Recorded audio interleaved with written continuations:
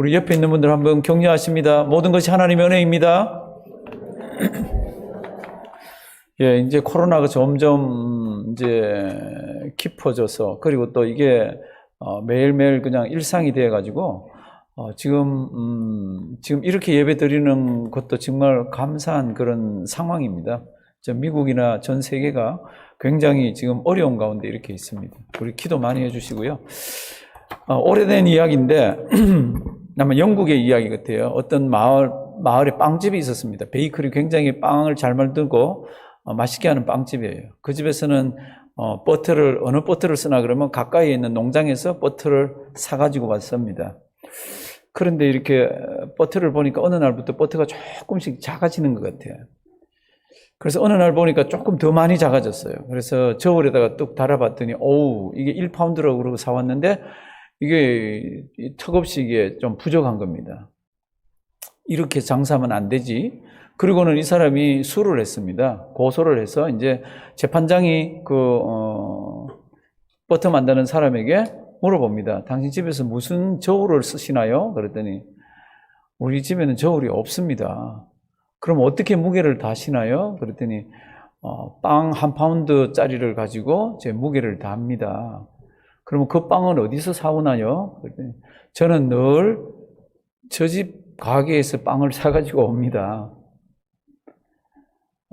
이 빵집 주인은 저 사람이 잘못됐다고 생각하고 그렇게 했는데, 가만 보니까 자기가 잘못 속이면서 이렇게 파는 겁니다. 그러면 제가 한번 물어볼게요. 이 버터 만드는 사람 잘못이 있을까요, 없을까요? 오늘 그거 얘기하려고 그런 건 아닙니다. 잘못이 있는 거죠. 잘못이 있는 거죠. 왜냐하면 기준을 잘못 잡아가지고 이렇게 하는 게, 자기도 잘못한 거죠. 이제 제가 왜 이 말씀을 먼저 드리나 그러면, 자기가 잘못한 것도 모르면서 남을 이렇게 하는 그런 게 우리 속에 있습니다. 근데 로마서 2장 1절이 꼭 그 얘기를 합니다. 로마서 1장 뒤쪽으로 가면은 참 하나님을 마음에 두지 않고 참 자기 마음대로 사는 사람들의 그 죄에 대한 이야기들이 굉장히 많이 나와 있습니다. 그리고 그 죄는 사형에 해당될 정도의 죄라고 그렇게 얘기를 합니다. 그러면 그런 죄를 지으면 안 되잖아요. 그럼 그 죄를 짓는 사람을 보면서 다른 사람이 어떻게 생각합니까? 2장 1절 한번 보실래요? 2장 1절 이렇게 되어 있습니다. 그러므로는 위의 것과 연관이 되어 있잖아요. 남을 판단하는 사람아, 물론 누구든지 내가 핑계치 못할 것은 남을 판단하는 것으로 내가 너를 어떻게 해요? 정죄함이니, 판단하는 내가 어떤 일을요? 같은 일을 하고 있다고. 그러니까 그렇게 나쁜 짓을 하는 사람도 나쁘지만 그걸 손가락질하면서 저러면 안 되지 그러는 사람도 보면은 뒤에서는 똑같이 죄를 짓고 있다는 겁니다. 그래서 이제 하나님께서는 그렇게 죄를 지으면 내버려 두잖아요. 하나님께서 오랫동안 내버려 두십니다. 지금 옛날에 서구 사회 그러면 전부 기독교 사회라서 도덕과 윤리와 신앙이 그들 모든 생활의 중심이었다고 그럽니다. 지금 아무도 그런 말을 하지 않습니다. 유럽요, 동성애, 낙태, 그 다음에 마약, 이로 말할 수 없이 찌들어져 있습니다. 종교적인 거는 더 말할 것도 없습니다. 미국 마찬가지입니다. 근데 성경은 이렇게 얘기합니다. 그런 일이 있어도 하나님께서 그들을 그냥 상심한 채로 그냥 내버려 둔다고. 우리 1장 28절 바로 앞에 있는데 한번 보실래요? 1장 28절. 또한 저희가 마음에 하나님 두기를 어떠합니까? 싫어합니다. 그러니까 하나님께서는 그냥 그걸 어떻게 합니까? 내버려 둡니다. 그래서 하나님께서 저희를 그 상실한 마음대로 어떻게 해요? 내어버려. 참 무서운 얘기고 참 비극적인 얘기예요. 그렇게 해서 인간이 언제까지 갑니까? 그러면 끝까지 가는 게 아니라 심판이 있습니다. 성경은 그 심판이 있다고 그럽니다. 그래서 오늘 설교 제목이 하나님의 심판 원리입니다. 하나님의 심판 원리. 굉장히 많은 사람들이요, 하나님 진짜 계신가? 그리고 이렇게 증명을 해보라고 이렇게 얘기합니다. 믿는 사람에게. 그리고 어떤 사람들은 자기들이 증명을 해보려고 시도를 합니다. 특별히 철학자들, 그리고 특별히 문학을 하는 사람들. 이 사람들이 정말로 신이 있는가? 막 이렇게 연구를 하다가 결국 이 성경을 연구하는 사람들 중에도 우리 자유주의라는 사람들은, 그 사람들은 신은 죽었다? 이렇게. 신이 없다라고. 근데 왜 성경을 연구하는지 모르겠어요. 신이 죽었다라고 이렇게 하고, 어떤 사람들은 신은 우리가 있는지 없는지 도저히 이해할 수가 없다고. 그렇게 얘기하는 사람도 있습니다. 그러면 성경적으로 얘기하면요. 성경적으로 얘기하면 성경은 하나님이 계신 것을 증명하지 않습니다. 창세기 1장 1절 뭐로 시작하죠? 태초에 누가? 하나님이 천지를 창조하신. 태초에 하나님이 그냥 하나님 계신 거로 해서 성경은 있는지 없는지 와서 연구해볼까? 있는지 없는지 우리 투표해볼까? 이런 얘기 없습니다. 하나님은 계십니다. 그래서 그분이 천지를 만드셨습니다. 이게 성경의 이야기입니다. 그러니까 그 하나님께서 그냥 상심한 채로 못된 짓 해도 내버려 두었다가 뭐를 합니까? 심판을 하십니다. 심판이 언제 합니까? 그러면 성경은 심판 날이 있다고 얘기를 합니다. 우리 2장 13절 한번 보실래요? 로마서를 이렇게 보면 이렇게 표현들도 그렇고 이런 표현을 참 이렇게 우리가 이해하기도 그렇고 설명하기도 그렇고 그런 것들이 많이 나와요. 그럼에도 불구하고 큰 줄기들을 이렇게 잡아보면 하나님을 알만한 것을 사람에게 주셨는데 그거 불어 모른 채 하면서 우상들 만들고 사람 우상, 그다음 벌레 우상 이런 거 만들면서 섬기고 그러면서 참 하나님 마음에 드는 것을 싫어하면서 참 그냥 그대로 살아가는 인생들을 내버려 두시는 하나님, 그냥 끝까지 그냥 가만 내버려 두는 게 아니라 언젠가 무엇이 있다고요? 심판이 있다고. 그거 어떻게 합니까? 성경이 그렇게 기록되어 있습니다. 2장 13절. 우리 여자분들만 2장 13절 큰 소리로 한번 읽어주시겠습니다. 시작.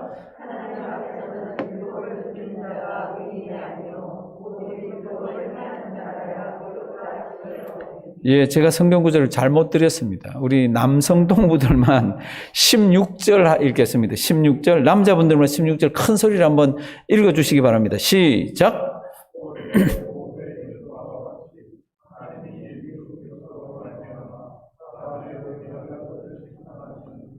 예, 하나님의 은밀한 것을 어떻게 해요? 심판하는 그날이 있다는 겁니다. 언제까지 합니까? 세상에서 하나님 모르는 사람들, 그리고 죄를 지으면서 사는 사람들, 자기 의를 내세우는 사람들이 그냥 잘났다고 그러면서 사는데 어느 날 뭐가 있다고요? 심판이 있다고. 이제 5절 여자분들 한번 읽어주실래요? 5절에도 심판의 날을 설명하고 있습니다. 5절, 2장 5절 시작.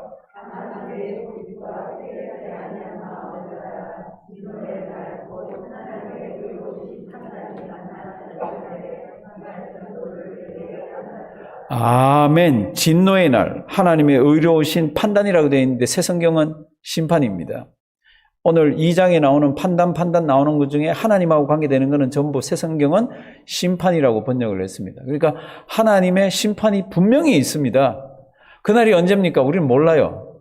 그날이 언젠지는 모르지만 우리 주님 이 땅에 오시면 요한계시록을 보면은 교회 좀 오래 다녀보셨으면 이런 말 안 들어보셨어요? 백보자 심판이라고 안 들어보셨습니까?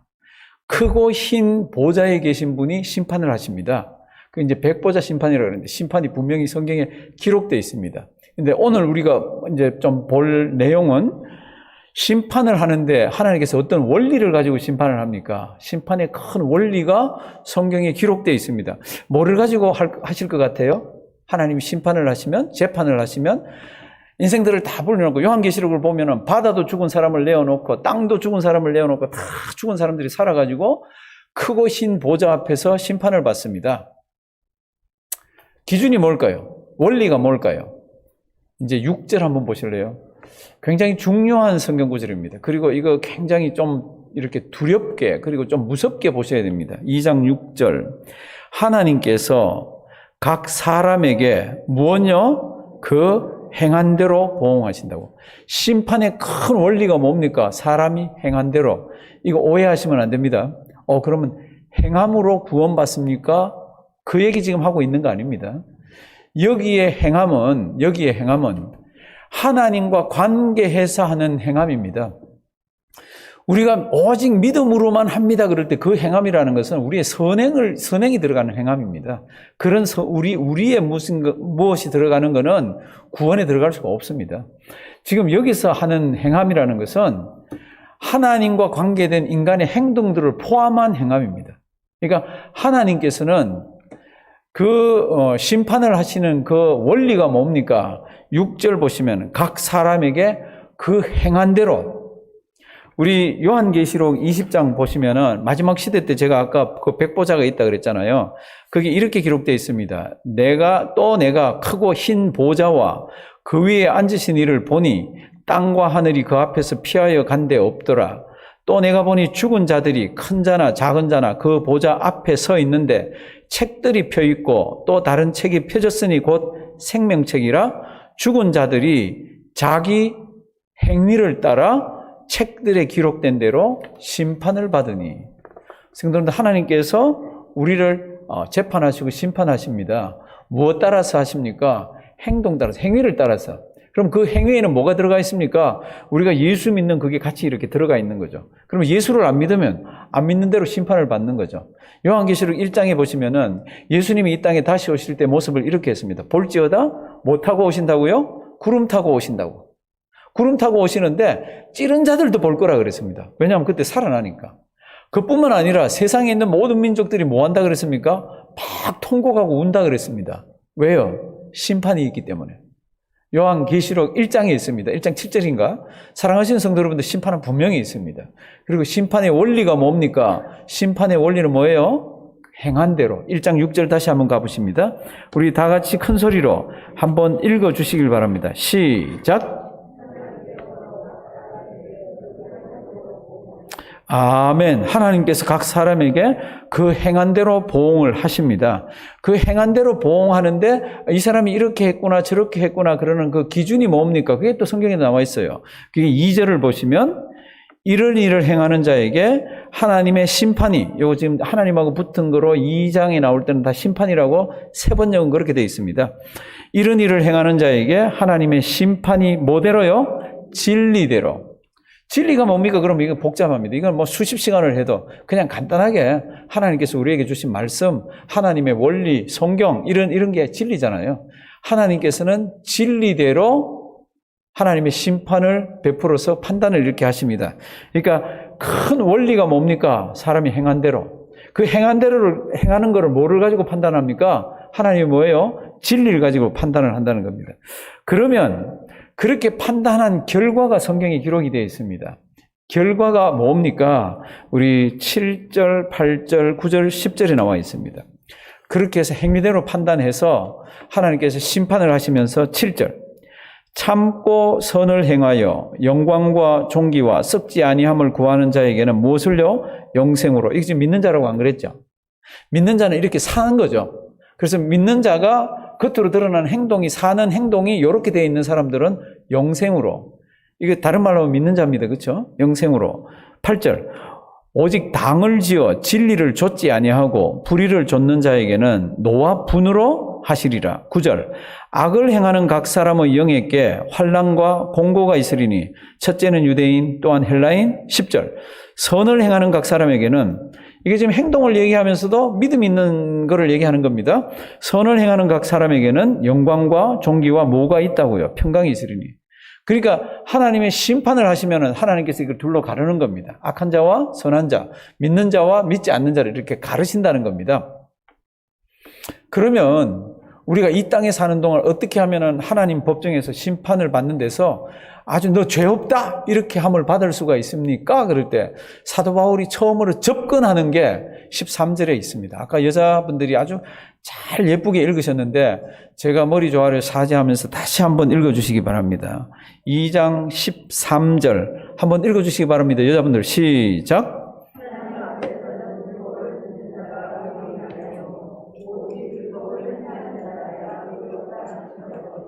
아멘. 그러면 하나님 아버지 앞에서 지금 법정 재판하니까 법정이잖아요. 법정에서는 죄가 있다 없다를 판단하잖아요. 그럼 죄 없다 그러는 걸 뭐라고 합니까? 의롭다고 하는 겁니다. 의. 하나님 앞에서 의롭게 되는 사람은 유대인들처럼 율법을 가지고 있거나 유대인들처럼 율법을 가지고 있으면서 그걸 귀로 들으면서 있는 사람이 의롭다함을 받는 사람이 아니라 들은 율법을 어떻게 해야 되죠? 그걸 그대로 행하는 사람이면 의롭다 하는 거. 자, 이제 여기 숙제가 많습니다. 그리고 이 말은 맞는 말이에요. 이 말 맞는 말이에요. 사람이 어떻게 하나님 아버지 앞에서 의롭다함을 받습니까? 율법을 완전히 철저하게 율법을 딱 지키면은 오늘 성경이 그랬잖아요. 오직 율법을 행하는 자라야 의롭다 하심을 얻는다고. 그렇게 성경이 해놨습니다. 그러면 야호 우리가 율법을 지키자. 그런데 지금 사도 바울이 글을 써나가면서 1장, 2장, 3장 이렇게 글을 써나가면서 율법을 지켜서 의롭다함을 받는 것을 이야기하려고 그런 게 아닙니다. 율법을 지켜서는 도저히 율법을 지켜서는 의롭다함을 받을 수가 없다는 이야기들을 지금 하면서 이야기가 들어가 있습니다. 왜요? 율법을 다 온전히 철저하게 지킬 수가 없기 때문에 그렇습니다. 지킬 수만 있다면 성경의 말씀대로 그걸 지켜서 의롭다함을 받을 수가 있는 거죠. 사도 바울은 성경 다른 곳에 이렇게 얘기합니다. 내가 예수를 모를 때 정말로 율법을 철저히 지키고 정말로 하나님 앞에서 열심히 있게 그렇게 살았다. 율법대로 살았다. 그런데 가만히 예수 믿고 보니까 그거 아무 짝에도 쓸모가 없더라. 그건 내 자랑이었고 그건 내 의였지 하나님의 의가 아니라는 겁니다. 그러니까 이 말씀이 진행되면서 뒤로 가면서 무슨 이야기가 나옵니까? 율법을 다 잘 지키면 하나님 앞에서 의롭다함을 받고 천국에 들어갈 수가 있는데 성경 말씀을 보면 그렇게 할 수가 없는 겁니다. 우리 로마서 3장 20절부터 몇 구절이 앞에 나올 겁니다. 우리 잘 한번 보시겠습니다. 잘 아는 말씀이에요. 하나님 앞에서는 의롭다함을 받으면 무죄예요. 그러면 오늘 성경 말씀을 보면은 율법을 철저하게 다 지키면 무죄예요. 그런데 사도 바울이 자기도 그렇게 해봤고 주변에 있는 많은 바리새인들과 유대인들을 다 보니까 그게 아닌 겁니다. 그래서 그러므로 율법의 행위로 그의 앞에 의롭다 하심을 얻은 누구요? 얻을 육체가 없나니 율법으로는 죄를 깨닫기만 하고 이거는 율법을 지켜보면은 자꾸 힘만 빠지고 이거 안 된다는 겁니다. 그러면 하나님 아버지 앞에 설 수 있는 의가 다른 의가 있어야 되잖아요. 율법으로 하는 의가 있으면 좋은데 그걸 아무 육체도 다 지킬 수가 없습니다. 그래서 21절 뭐라 그럽니까? 이제는 율법 외에 하나님의 한 의가 나타났으니 다른 말로 하면 하나님의 한 다른 의인 거죠. 다른 의. 그 다른 의가 뭡니까? 그러면 우리 주 예수 그리스도입니다. 이 사도 바울은요 철저히 자기는 이 율법을 지켜봤습니다. 근데 율법을 철저히 지켜보니까 지킬 수가 없는 거예요. 그래서 하나님의 은혜 가운데로 들어와서 다시 보니까 그거는 죄만 깨닫게 하고 이러면 안 되지 저러면 안 되지 하는 거지 절대로 하나님 아버지 앞에 서서 하나님 저 이렇게 살았습니다 할 수 있게 내놓을 수 있는 게 아니더라는 겁니다.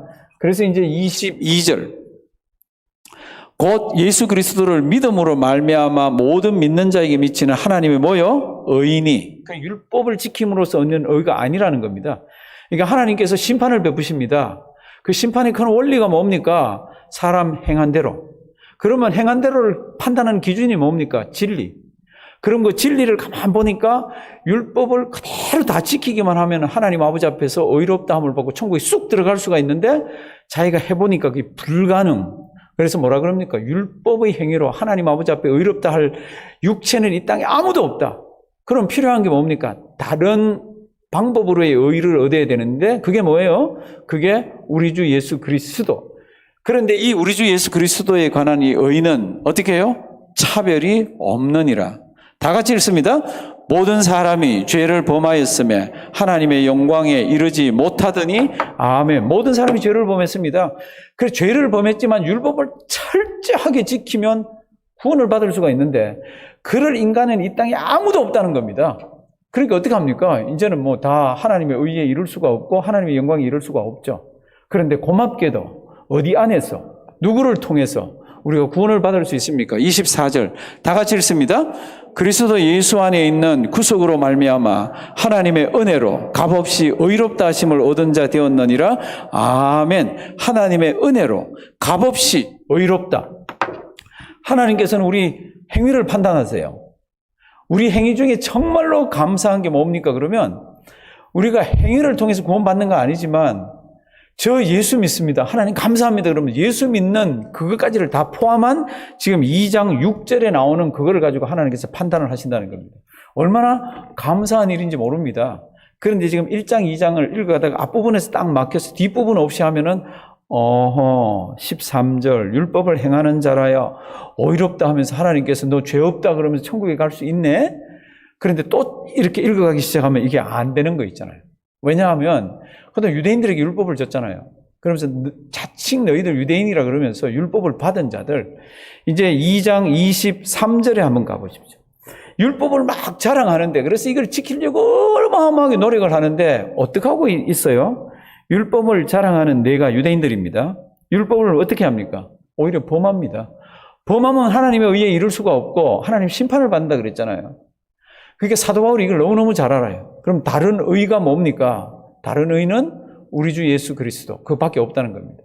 사랑하시는 성도 여러분들, 로마서가 처음 이렇게 시작되면서 로마서 전체의 주제가 뭡니까? 그럴 때 우리 성경 구절 로마서 1장 16, 17절로 봤습니다. 이건 사도 바울이요, 율법을 철저하게 지켜보다가 깨달은 거예요. 율법으로는 하나님 아버지 앞에 설 수가 절대로 없다. 그러면 복음인 거죠. 복음이 뭡니까? 그럴 때 예수, 우리 하나님의 아들에 관한 거였잖아요. 그 하나님의 아들은 누굽니까? 하나님이시면서 사람이시면서 그분은 우리 주 예수 그리스도입니다. 이렇게 얘기했잖아요. 그러면서 16절 뭐라 그러죠? 앞으로 가십니다. 16절. 하나님께서요, 이렇게 내버려 둬가지고 참 못된 짓 하면 그냥 내버려 두면서 있는 이런 세상 가운데서 너 이렇게 해서 우리에게 믿음 주신 거, 이거는요, 자다가 깨면서도 벌떡벌떡 깨면서 감사하셔야 돼요. 하나님 이거 너무 감사합니다. 하나님 정말 감사합니다. 율법도 아니고 그냥 예수만 믿으면 그러는 이게요, 무엇보다도. 그래서 이 사도 바울은 뭐라 그럽니까? 나는 예수 믿는 그거 절대로 부끄러워 안 한다고. 제가 전에 이런 말씀 드렸습니다. 이 신앙생활을 하면서 예수를 부끄러워하는 사람은 제가 못 봤다 그랬습니다. 예수를 부끄러워하는 사람은. 왜요? 예수님께서는 하신 그 사역 자체를 우리가 이해를 하잖아요. 근데 예수는 부끄러워 안 하는데 뭐를 부끄러워한다 그랬습니까? 예수 믿는 것. 내가 예수쟁이라는 거, 내가 예수 믿고 있다는 거는 부끄러워하더라고. 그런데 사도 바울은 이렇게 얘기합니다. 그렇지 않다고. 내가 복음을 부끄러워하지 아니하노니. 우리 1장 16절, 17절 우리 다 같이 큰 소리를 한번 읽으십니다. 다 같이 봉독하십니다. 내가 복음을 부끄러워하지 아니하노니 이 복음은 모든 믿는 자에게 구원을 주시는 하나님의 능력이 됨이라. 첫째는 유대인에게요 또한 헬라인에게로다. 복음에는 하나님의 의가 나타나서 믿음으로 믿음에 이르게 하나니 기록된 바 오직 의인은 믿음으로 말미암아 살리라 함과 같으니라. 아멘. 아멘. 복음 부끄러워하지 마세요. 예수 믿는 거 부끄러워하지 마세요. 예수 믿는 이거 하나 자체가, 그 자체가 내 인생에 참 길을 인도해 주고요, 내 인생의 목표점까지 끌고 가는 겁니다. 마지막에 심판이 있다 그랬잖아요. 그 심판날 뭐를 보십니까? 하나님이 진리대로 판단을 하십니다. 그 진리의 내용이 뭡니까? 우리 주 예수 그리스도잖아요. 그 진리 내용을 믿는다 그럴 때는 그게 주님에 관한 이야기입니다. 사랑하시는 성도분들, 성경을 요약해서 얘기를 해보자고 전에 몇 번 제가 말씀을 드렸죠. 구약은 요약해서 얘기하면 자꾸 읽어보면 누가 오신대. 그걸 메시아라 그랬습니다. 그죠? 누가 오신대. 신약을 딱 펴서 보면은 누가 오셨대. 유대인의 왕으로 나신 이가 어디 계시냐? 막 이렇게 와서 막 고함 지르면서 누가 오셨대요. 오셨대. 그리고 제일 마지막 책 한 권을 보면은 그분이 다시 오신대. 이 책은 누구에 관한 책이에요? 예수 그리스도 아들에 관한 책이잖아요. 진리가 뭡니까? 그러면 이 아들에 관한 거에 담겨 있는 것이 진리입니다. 이 진리를 믿느냐 믿지 않느냐에 따라서 그의 인생이 다 갈려지는 겁니다. 아까 우리 찬송에 저 건너편 강언덕에 이런 찬송 불렀잖아요. 그 저 건너편 강언덕이 뭐예요? 우리 죽음을 얘기하는 거잖아요. 그렇죠? 우리 죽은 뒤에도 예수 믿는 믿음 이거 하나면은 율법을 다 못 지켜서 어떨 때는 부끄러울 때도 있죠. 어떨 때는 하나님 아버지 앞에 죄송할 때도 있죠. 그럼에도 불구하고 우리는 누구라? 하나님의 아들이라. 우리는 하나님의 자녀라. 그걸 어떻게 알 수 있습니까? 진리가 그렇게 얘기해 주니까요. 성경이 그렇게 얘기해 주니까요. 다른 사람은 너 그렇게 신앙생활하면 뭐 그러면서 정죄할지 모르지만 내가 참 연약해서 그렇지 내 속에는 예수 믿는 믿음이 자리를 꽉 잡고 있습니다. 그거면 됐죠. 사랑하시는 성도 여러분들, 지금 세상이 살기가 굉장히 어려워졌습니다. 저는 잘 모르겠어요. 목사니까 성도 여러분들하고 조금 다른 각도에서 볼 때도 있습니다. 제가 이 코로나가 이렇게 걸리고 난 뒤에 쑥쑥쑥 들어간 얘기들이 뭡니까? 그러면 AI에 관한 이야기가 쑥 들어갔다 그랬죠. 옛날에는 AI가 뭐 한 달, 두 달 있으면 계속해서 지금 개발되는 거 뭐 하는 거 이런 데로 쑥쑥 나왔는데 요 수개월 동안에 어느 정도까지 발전한지 모릅니다. 작년인가 재작년인가 AI에게 사람이 물어봤습니다. 너 하고 싶은 게 뭐 있냐? 그랬더니 나중에 요놈이 자기는 농담으로 했다 그러더라고요. 근데 요놈이 뭐라 그러냐 그러면 내가 해킹만 할 수 있으면 각 나라에 있는 이거 뭐라 그러지? ICBM인가? 이거 로켓 이런 거 있잖아요. 원자탄 달려있는 이런 거 다 해킹해가지고 사람들을 내 앞에 무릎 꿇게 하고 싶다고 이랬습니다. 그게 나와요. 대답하는 게 나와요. 혹시 읽어보신 분들이 계실지 모릅니다. 그 요놈의 자식이 한참 지난 뒤에 너 그거 진짜 얘기했냐 그랬더니 뭐라 그랬겠어요? 농담이지. 근데 그걸 누가 알아? AI가 그렇게 가는지 누가 알아요? 말하는 우상은 어떻게 만듭니까? 이 AI하고 관계 안 되면 말하는 우상이 나올 수가 없는 거죠. 그리고 제가 유심히 보는 게 뭐가 있습니까? AI도 유심히 보지만 식량이라 그랬잖아요. 왜요? 요한계시록 13장에 짐승의 마크, 비스트 마크가 이렇게 등장하고 난 뒤에 믿는 사람에게 가장 치명적인 게 뭡니까? 그러면 사고 팔지를 못한다고 되어 있잖아요. 그렇죠? 그럼 사고 팔지를 못하면 그중에 가장 치명적인 게 뭡니까? 그러면 저는 음식이라고 봅니다. 티셔츠나 뭐 운동화는 아니라고 생각합니다. 그런 거예요. 뭐 10년, 20년 신고 뭐. 근데 먹는 거는 그럴 수가 없잖아요. 누군가가 먹는 걸 가지고 장난을 칠 수 있는 기회들이 조금 이렇게 올지도 모르죠. 마지막 시대가 지금 이렇게 참 흉흉하게 돌아갑니다. 이런 가운데서 하나님은 참 하나님 마음에 두는 것을 싫어하는 사람들은 부정을 저지르고 뭐하고 그냥 그대로 내버려 둡니다. 언제까지? 우리 주님 다시 오실 때까지. 심판이 있을 때까지 내버려 둡니다. 그동안 우리는 살아야 되잖아요. 믿는 사람들은 믿음 가지고 살아야 되잖아요. 하나님의 백성답게 살아야 되잖아요. 이게 우리의 숙제입니다. 사랑하시는 성도 여러분들, 우리에게 믿음 주셨다는 이거, 살아계신 하나님이 나의 아버지라는 이거 하나 얼마나 이게 대단하고 얼마나 우리를 딱 중심을 잡아주는지 모릅니다. 살기 지금 어려우실 거예요. 어려우실 거예요. 제가 늘 드리는 표현이 있잖아요. 조금 어려우면 어떻습니까? 조금 못 살면 어떻습니까? 조금 아프면 어떻습니까? 조금 상황이 안 좋으면 어떻습니까? 예수 믿는 믿음 하나 주신 거 이거 하나면 충분하지 않습니까? 이게 우리의 신앙 고백이고 성경이 우리에게 가르쳐 주는 겁니다. 하나님의 심판은 분명히 있습니다. 반드시 있습니다. 심판받을 때 어떻게 합니까? 내가 예수 믿었는지 안 믿었는지를 보신다는 겁니다. 믿었다면은 믿는 사람답게 살았는지 안 살았는지도 보시겠다는 거예요. 살아계신 하나님이 시퍼렇게 눈을 뜨고 보시는 이 어려운 상황 가운데서 우리 기도 많이 하시기 바랍니다. 그리고 성경 말씀 잘 붙드시고요. 흔들리지 말기를 바랍니다. 지금 뭐 가짜 뉴스들이 얼마나 많은지 모릅니다. 미국에 대해서는 저도 모르겠어요. 이게 진짜 부정선거가 있었는지, 부정선거가 없는데 만들어 온 건지, 아니면 막 우기는 건지. 근데 재밌는 거는 부정선거에 대해서 막 떠드는데 진짜로 다른 거로 막 떠들었던 그런 사람들이나 언론들은 좀 그 부분에 있어서는 좀 조용하더라고. 모르겠습니다. 세상은 지금 이렇게 우리가 모르는 이상한 일들이 많이 일어나고 있는데 세상에 시각을 뺏기지 말고요. 성경 말씀으로 돌아와서 다시 나를 보시고 내가 죽어서 가는 저곳을 한번 기억하시고 그러면서 그곳에 갈 날을 보면서 내 생활을 다 바꾸시고 성경 말씀대로 사시고 하나님만 붙드시고 주변에 어려운 분이 있으면 성경 말씀으로 위로하고 주변에 어려운 분이 있으면 내가 가지고 있는 믿음 가지고 그들 신앙을 키워주고 이렇게 하는 것이 잘 사는 겁니다. 우리 하나님은 마지막 때 그걸 보시겠다고 합니다.